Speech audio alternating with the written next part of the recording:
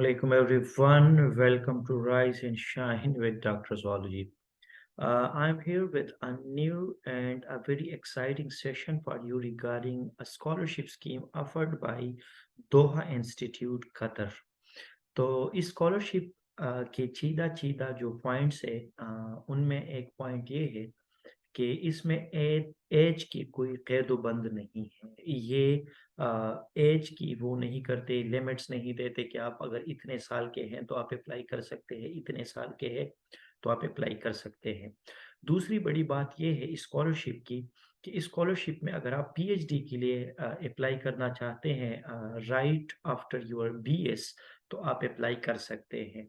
और तीसरी जो सबसे बड़ी और सबसे अहम बात है वो ये है कि ये आइल्स और टॉफल आईबीटी की रिक्वायरमेंट जो है वो ज़रूर आस्क करते हैं, लेकिन उन स्टूडेंट से जिनकी मीडियम ऑफ इंस्ट्रक्शन उनकी लास्ट यूनिवर्सिटी में इंग्लिश थी, तो उनके लिए वो ये आइल्स और टॉफल की जो रिक्वायरमेंट है, ये ख़त्म कर देते हैं। So you just apply with your English proficiency certificate and you will be considered for the scholarship. इसके अलावा इस इंस्टीट्यूट का जो एप्लीकेशन फॉर्म है वो आप फिल करें और वहाँ पे आप जस्ट चेक करें कि आप इस स्कॉलरशिप के लिए अप्लाई करना चाहते हैं and you will be automatically considered for that scholarship. इसके अलावा आपको जो है अगर स्कॉलरशिप के लिए चूज़ किया जाता है तो ये यूनिवर्सिटी ऑटोमेटिकली आपको ईमेल करती है विद एन एप्लीकेशन फॉर्म और आपसे रिक्वायर करती है कि आप ये एप्लीकेशन फॉर्म फिल करके उनको रिटर्न बैक बैक करें। तो आप ऑटोमेटिकली कंसिडर्ड हो जाते हैं स्कॉलरशिप के लिए प्रोवाइडेड दैट कि आप एलिजिबल हो। इन इस यूनिवर्सिटी या इस इंस्टीट्यूट बेसिकली ये दोहा इंस्टीट्यूट है but you may call it a university. तो इसकी जो बेसिक रिक्वायरमेंट है वो आपकी सीजीपीए है। अगर आप पीएचडी के लिए अप्लाई करते हैं on the basis of your bachelors तो आपका सीजीपीए 3.25 से ऊपर होना चाहिए ऑन द स्केल ऑफ 4 और अगर आप मास्टर्स के बेस पे अप्लाई करना चाहते हैं तो आपका सीजीपीए 3.5 से अबव होना चाहिए ऑन अ स्केल ऑफ 4। तो चलिए एक्सप्लोर करते हैं इस इंस्टीट्यूट की वेबसाइट को।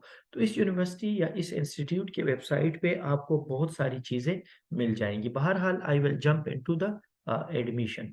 तो एडमिशन्स में अगर आप देखें तो आपको डिफरेंट जो है पोर्टल्स नज़र आएँगे और ये पोर्टल्स जो है इन जो आपको लोगोस नज़र आ रहे हैं इनके साथ जो है ये एसोसिएटेड है। आप क्लिक करेंगे तो आप उन पोर्टल्स पे जो है ऑटोमेटिकली पहुँच जाएँगे। एडमिशन कंडीशन एंड क्राइटेरिया की अगर बात की जाए, तो हमारे पास एडमिशन की इनकी जो डेट्स है, वो 20th जनवरी तक है, तो आपके पास यही 1 हफ्ता है, जिसमें आप अप्लाई कर सकते हैं इस स्कॉलरशिप के लिए।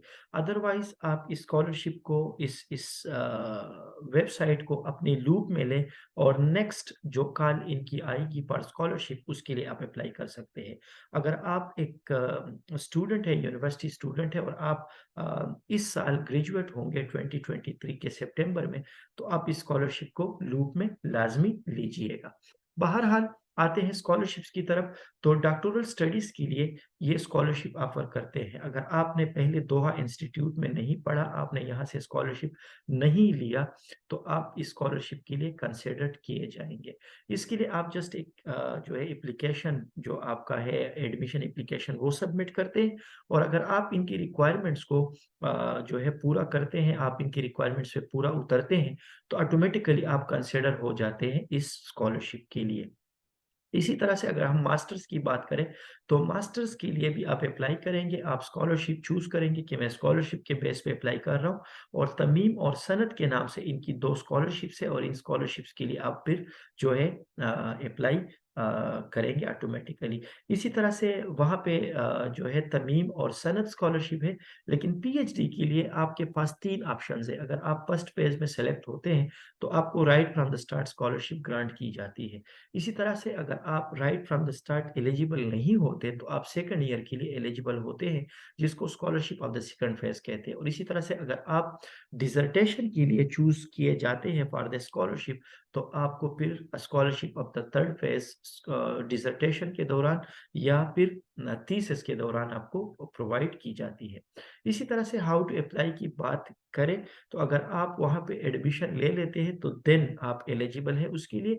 लेकिन अगर आप as a fresh admitted student apply करें तो आप अगेन भी एलिजिबल है, और इसी तरह से मास्टर्स के लिए भी ऐसी ही है। एडमिशन की बात करें तो मास्टर्स के लिए इनका क्राइटेरिया अलग है और पीएचडी के लिए अलग है।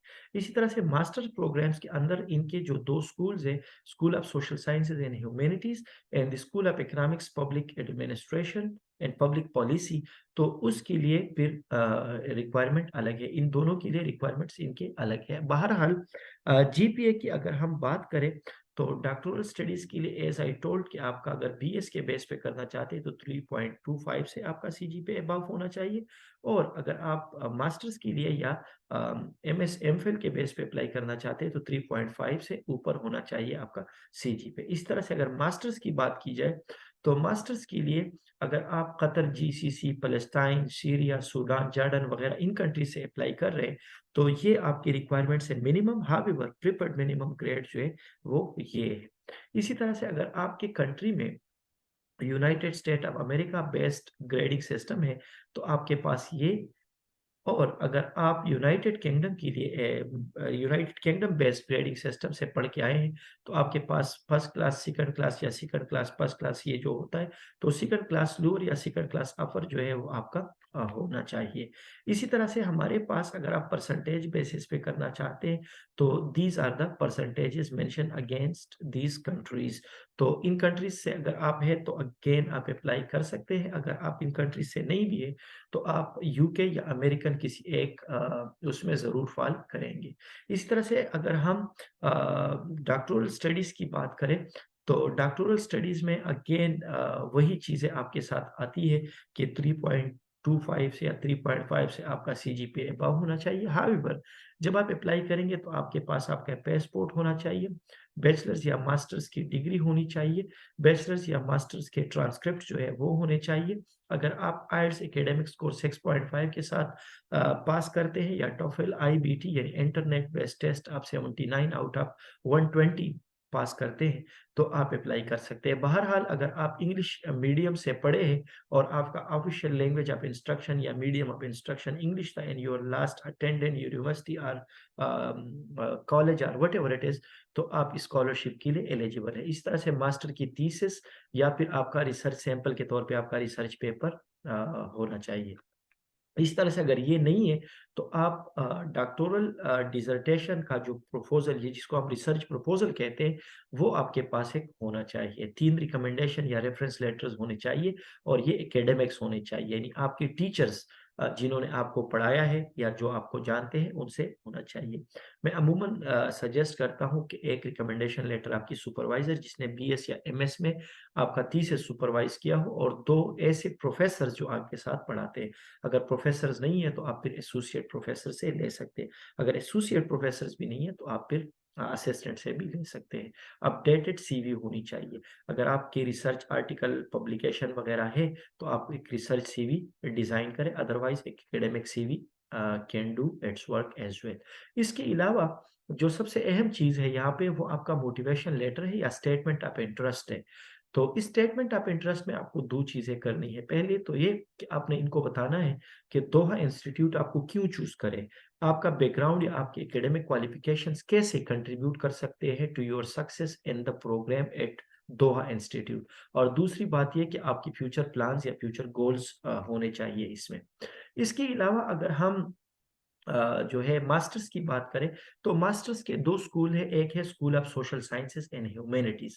तो आप इन सब्जेक्ट्स में अप्लाई कर सकते हैं, आप हिस्ट्री में अप्लाई कर सकते हैं, मीडिया स्टडीज़ में कर सकते हैं, जर्नलिज़्म, फिलॉसफी, लिंग्विस्टिक्स में कर सकते हैं, सोशियोलॉजी या एंथ्रोपोलॉजी में कर सकते हैं, सोशल साइकोलॉजी में कर सकते हैं, कंपैरेटिव लिटरेचर में कर सकते हैं, और इन सब के अपने-अपने जो है रिक्वायरमेंट्स और हिसाब किताब है तो वो यहाँ पे आपको मिल जाएंगे। फॉर एग्जांपल कंपैरेटिव लिटरेचर के लिए ये, इसी तरह से एकेडमिक एस ये पीडीएफ फाइल आपको एसे या स्टेटमेंट के लिए दिए हुए हैं, तो ये इंस्ट्रक्शन फाइल्स आप डाउनलोड करें और यहाँ इस पे काम करें।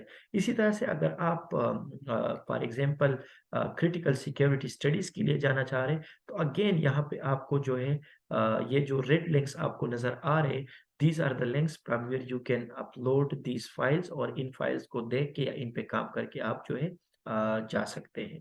इसी तरह से अगर आप सोशल साइकोलॉजी वगैरह में देखें तो अगेन इनके इंस्ट्रक्शंस और इनके रिक्वायरमेंट्स आपको नजर आ जाएंगे।